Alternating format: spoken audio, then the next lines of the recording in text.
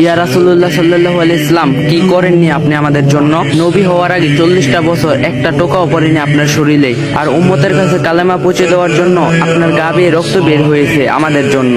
না খেয়ে কোনোদিনও থাকেননি, পেটের মধ্যে পাথর বেঁধেছেন ক্ষুধার যন্ত্রণায়, তাও জান্নাত থেকে খাবারের জন্য সুপারিশ করেননি, শুধু আমাদের কাছে কালেমার দাওয়াত পৌঁছে দেওয়ার জন্য। জান্নাতের সর্দার জেনেও রাতের পর রাত জেগে জেগে তাহাজ্জুদ নামাজে কেঁদেছেন উম্মতি উম্মতি বলে, কোনোদিনও নিজের জন্য কিছু চাননি যেন আমরা জান্নাতে যেতে পারি। অসংখ্য সাহাবীরা ত্যাগ করেছেন, নিজের বিলাসিতা বেছে নিয়েছেন কালেমা যেন আপনাকে নিয়ে আমাদের কাছে পৌঁছে দিতে পারে।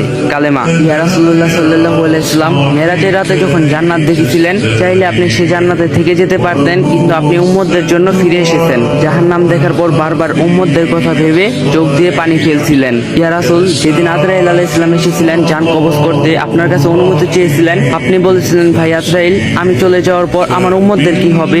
ইয়া রাসূলুল্লাহ, সেদিন আপনি আপনার কথা ভাবেননি, শুধু ভেবেছিলেন উম্মতের কথা। মৃত্যুর যন্ত্রণায় বলেছিলেন, আজরাইল, আমার বুকের উপর কি কোনো পাহাড় রাখলা?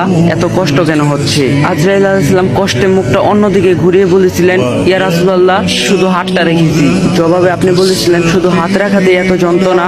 জিবরাইল, যত কষ্ট দেবার আমাকে দাও, আমার উম্মতকে কোনো কষ্ট দিও না। শুধু এই দুনিয়াতে না, কিয়ামতের দিন যখন সকল মানুষ ছোটাছুটি করবে এক নবীর কাছে, সব নবীগণ বলবে, ইয়া নফসি ইয়া নফসি, একমাত্র আপনিই বলবেন, ইয়া উম্মতি ইয়া উম্মতি ইয়া উম্মতি। সেই দিনও আপনি কাঁদতে কাঁদতে লুটিয়ে পড়বেন সিজদায় আর বলবেন, আল্লাহ, আমার উম্মতদেরকে বাঁচান। আর আমরা সেই উম্মতরা আজ শুধু ঘুম, জেনা, বেবিচার, পরকীয়া, ঢোল বাজনা, বেপরদা, বেহায়া, নাফরমানিতে লিপ্ত।